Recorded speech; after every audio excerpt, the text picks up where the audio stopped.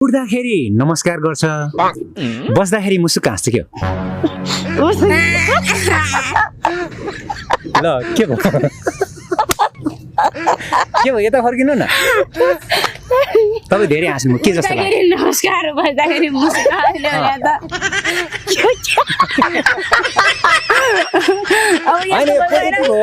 positive चाहिँ छ यहाँ एन्सर होइन तर तपाईँको माइन्ड कता गयो थाहा छैन तर तपाईँको माइन्ड कहाँ गयो भन्नु त माइन्ड त राम्रोतिर गयो भन्नु ठ्याक्कै ल के फरक पर्दैन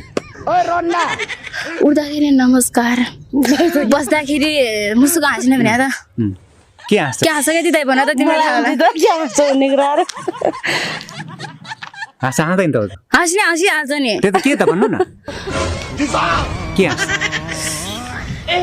पक्कै पनि गलतै हो यो ल भन्नु न ठाउँै हाँस्छ ठाउँै हाँस्छ के हो ठाउँ भने ठाउँ भने के हो यो